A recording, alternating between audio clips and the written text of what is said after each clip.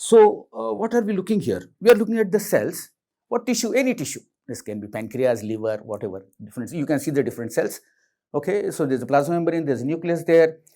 Just outside the cell, there is this fluid there. Okay, we'll call it as extracellular fluid. Okay, and then you can see the blood vessels there, and you can of course see this. This is a transverse section of a capillary. Can you appreciate that capillary there? And in the capillary, can you see that blue body there? What does it represent? Do you think? This. That's RBC. That's why this hesitation. It's RBC. Correct. One very simple. What would be the diameter of that RBC like? Very good. Say that again. About 7.5 microns, absolutely correct. Okay, that would be the diameter. So, what would be the diameter of the capillary? About same. Okay, so that's the capillary, and these are the endothelial cells, and so we are looking at the same thing. We are looking at a cell here. Okay, we are looking at a cell there. So, whatever is in the cell, I'll call it as intracellular fluid. Very simple. So, all the cytoplasmic things that are happening, okay, that's all happening in the intracellular fluid. And then there's plasma membrane, and after plasma membrane, there is extracellular fluid. Now, extracellular fluid, some of the extracellular fluid can be right across, right around the cells, or you can also have it in the blood. It's also extracellular fluid.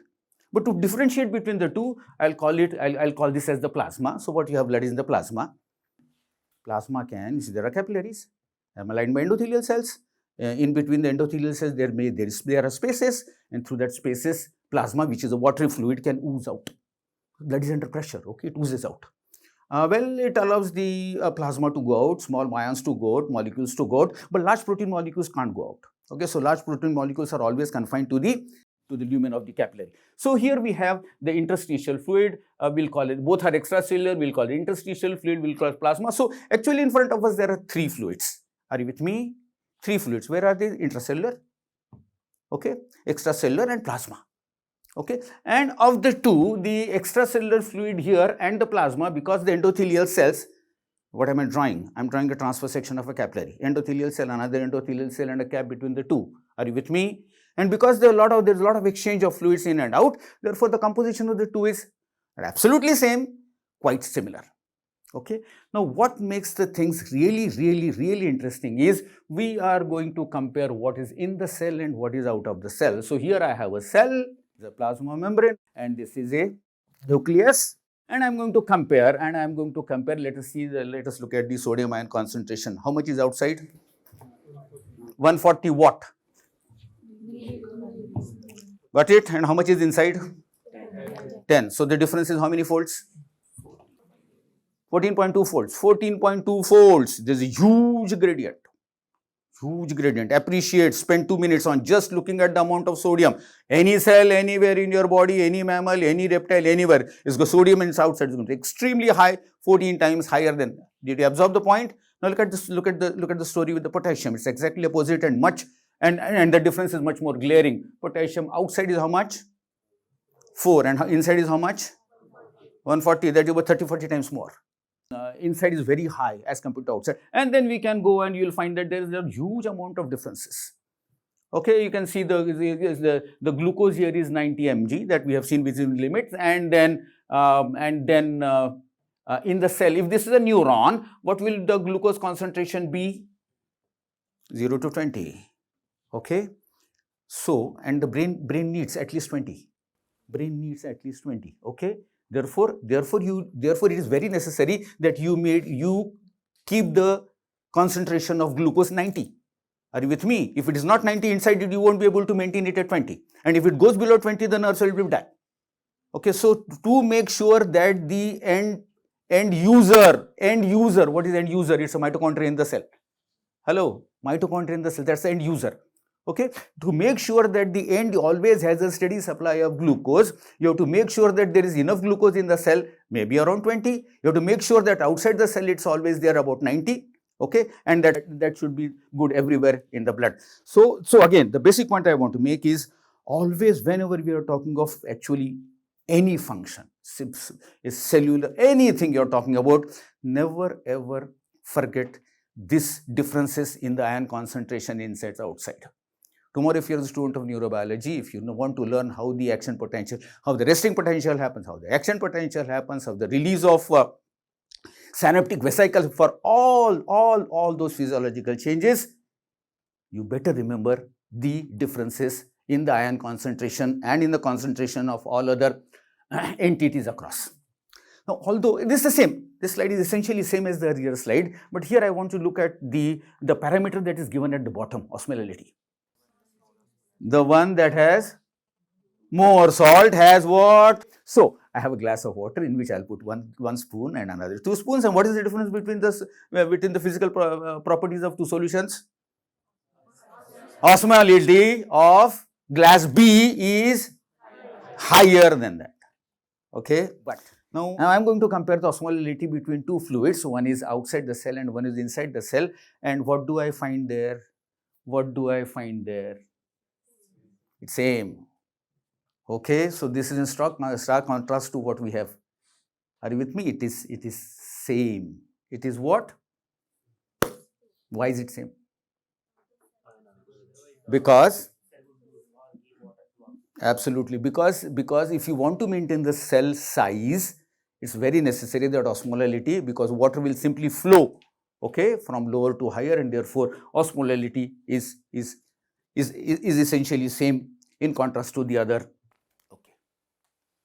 So here we have, I mean, a very familiar diagram. I'm sure you can identify the pair of lungs and the kidneys and the alimentary canal, and here we say that whereas we have a system which see, we are living, okay, we are continuously changing, our environment is continuously changing, there are continuous perturbations, okay, and you need to keep on correcting those perturbations, and therefore so here is a classic example that there are lungs, okay, lungs at the top, okay. So what do? You send the deoxygenated blood to the lungs, sending the deoxygenated blood to the lungs, and you get oxygen there, you get rid of carbon dioxide, and then the oxygenated blood goes to, so as cells, let's forget about all cells, let's talk of alveoli. So the alveoli they also have their intracellular fluid, they also have the extracellular fluid, okay, and through their extracellular fluid, the lung cells depend on glucose, okay, they depend on certain amount of sodium, potassium, all the number of parameters, they all depend on all those parameters. So what lung cells are doing is, on one hand, they are getting from the blood everything else, and in return, they are giving back to the blood oxygen. So they are taking it and they are giving it there. So if I take the analogy onwards, just as the blood flows through alimentary canal again, the cells, whether epithelial cells, smooth muscle cells, whether nerve, whatever are the organs, parts of your alimentary canal, whereas they also need a continuous constancy of their extracellular fluid, okay, they are doing a very wonderful purpose of continuously supplying the blood with the glucose. You see, you have digested food, carbohydrates, glucose, and then not only glucose, amino acids, and all the n number of nutrients that will follow. So the aim of this slide is just so that each and every organ of our body, it depends on the blood for its own needs at one hand, and at the same time it keeps on contributing to the homeostasis of whatever parameter it can. If it is kidney, it does a very important role of making sure that the urea concentration of the blood does not rise beyond a particular limit. Are you with me? Hello? One very important function. It does not allow the urea concentration. It does not allow the creatinine concentration to rise above the limit. It makes sure that the sodium ion concentration is always kept with a limit. It also makes sure that if you have suddenly ingested 1 liter of water, then suddenly you will find that within another half an hour or so, your kidney produces a huge amount of dilute urine. Why? Because you have taken a lot of water, that lot of water has diluted your blood. As a result of that, your blood osmolality, which was about how much as shown, how much was shown in the previous slide? 281. As a result, because you ingested 1 liter of water, it has dropped from 281 to 278. Hello? Okay. And then you have a sensor. What do you have? A sensor. Sensor for what? Osmolality. What does it do? There is a sensor for osmolality. It detects. What does it detect? That the osmolality of the blood, which should ideally be 281, is not. It is perturbed. Therefore, it will immediately instruct the kidneys, okay, kidney not to reabsorb lot of solvents. As a result of that, the kidney will generate a large volume of dilute urine, which we call as the process of diuresis. Hello, and then the kidney will get rid of the water, so that the osmolality which had dropped from 281 to 278 will again go back to so all the organs, whereas they depend on the rest of the systems, they also make their own contributions to ensure that. Okay, so here we have, again we'll go back to our favorite example of blood sugar level. So here we have, to begin with, how much is the blood sugar level you are having in your system? Is there 90 mg what of glucose? Okay, per how much? 100 ml. Okay. And then what you have done is, okay, you have had a heavy breakfast, carbohydrate rich breakfast. As a result of that, the blood sugar level might have gone from 90, 95, 100, 110, 120. Okay, and as a result of that, you can see it is stimulating the pancreas, and it is stimulating the pancreas because we are all very well aware that in pancreas we have a very interesting group of cells which we call as, say that again, islets of Langerhans. And in the islets of Langerhans, we have another specialized group of cells which we call as beta cells, which is a source for, say that again, insulin. So insulin is coming from where? The beta cells. Beta cells are where? In the islets of Langerhans. Okay, now you all know very well that beta cells of islets of Langerhans are a source for insulin. Now here is the most interesting fact. These cells, what do I mean by these cells? Beta cells in the islets of Langerhans. They are also sensors for glucose in the blood. They are sensors for what? They are sensors for the glucose in the blood. And they don't really get activated as long as the blood sugar level is 80, they don't care, 90, they don't care, 100, 110, then they start caring. Means what? They are sensing now, they are getting activated. So the beta cells of islets of Langerhans, they serve as sensors, and once it goes to 110 or 120, they really get activated, and they respond by releasing insulin. Okay, so do you have a receptor? Do you have a receptor for glucose? Very critical, very critical. Yeah, where is the receptor located? Beta cell.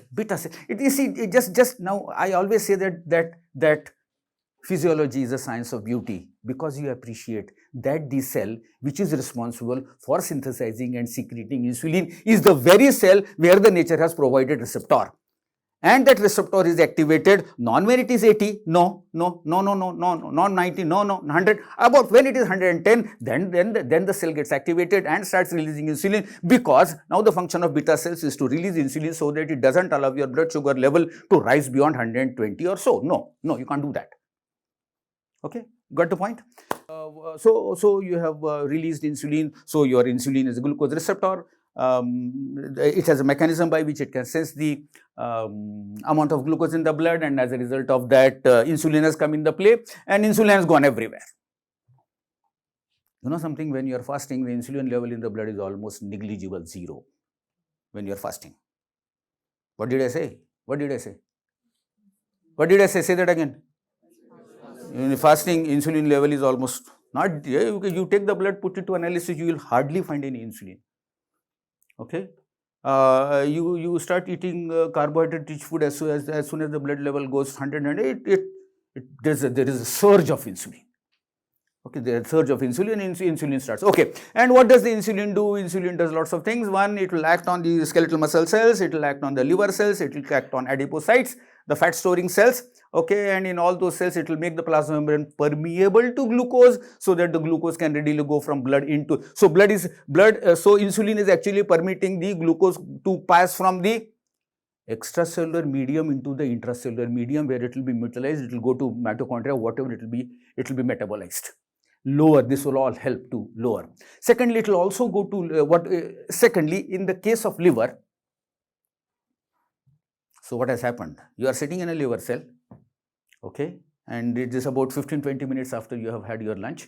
As a result of that, insulin has come into play. Insulin will act on the plasma of the liver cells. It will make the glucose will be now permeable. Glucose now can enter into the cell. As soon as the glucose enters, it triggers a lot of things, including the stimulation of all those enzymes which will convert glucose into glycogen.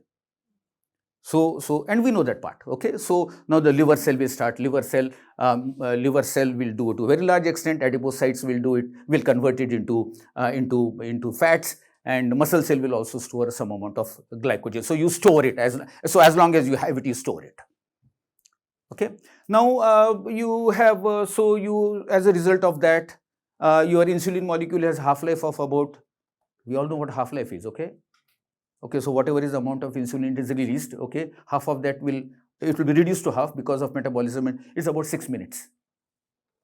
Don't forget, what did I say just now? Half-life of what? Insulin is about how much? Good. So so as a result of that, the insulin, the glucose level has fallen, and then you don't have any food for about, say, 6 hours, 7 hours, 8 hours, and as a result of that, your blood glucose level has fallen to 80, 78, 77. Okay. Now this time it is the turn of the alpha cell, which we identify as the glucagon secreting cell, to get excited. So do glucagon cells have a receptor for glucose? They do, but they are sensitive to the condition in which the blood glucose level has fallen. Exactly opposite to what insulin has done. Another beauty point in physiology. How does the so what is the mechanism? It's very simple actually. How do you make sure that the blood glucose level remains between 80 to 100? Okay, if it goes too down, then the glucose itself stimulates the alpha cells. Glucagon comes to the blood, it goes to the liver cell, it acts on the liver cell, and that glycogen there, okay, that glycogen was there, you break it down, take it in opposite direction, convert it into glucose, let it flow into the blood. Make sure that the blood glucose level remains above 80. Okay. So here we have in the pancreas the two hormones, okay, the two types of cells secreting two hormones, and the aim of the two hormones is to, you see, they don't fight with one another. Okay, they just make sure the glucagon won't allow the blood glucose level to go lower than 80, and insulin wouldn't allow the blood glucose level to go, say, above 110. Okay, and therefore we make sure that all the cells in the body at any given moment have a steady supply of glucose. It is such an important source of energy. Number one candidate, the number one customer in that regard is the brain, of course. So you can have concept of physicochemical properties of body fluids, intracellular, you can say temperature, blood pressure. So there's n number of, you can consider almost anything, and you'll find that. Okay. Let's take another example from end to end with reference to how the homeostasis works. This rise in temperature, as I said, our body temperature is about 97.6 or 7 Fahrenheit, and so as long as our brain continuously knows about what? Knows about the temperature of your body, and the temperature of body depends on the temperature of the environment. So you know about the environment, temperature in the environment. How do you know it? Because how do you know it? There are heat receptors. Very simple. Heat receptors in the skin. Okay. Very interesting heat receptor in the skin. Otherwise, how do you feel the warmth? Okay. We have the nature has beautifully given us the just below the skin. Okay. We have receptors. They are nerve terminals. Okay. They are nerve terminals. Okay. How they function? So there are. Well, in one sentence, there are proteins which are sensitive to temperature, and whenever the temperature goes from 97 to, say, 100, 102, so those proteins, they change their shape, and then they activate the neurons, and once they activate it, they can take the action potential to the brain, and the brain knows what? That it's getting warm. Okay. Then there are thermoreceptors.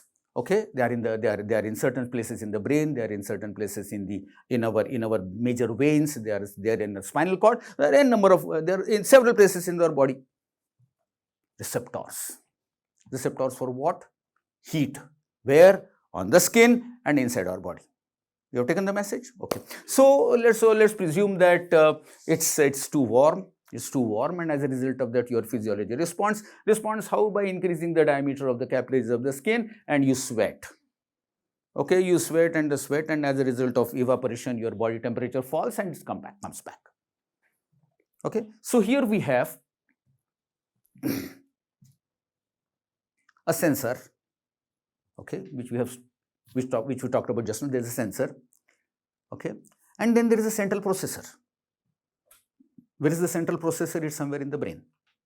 What does it do? It receives the information. What information? That is getting too warm.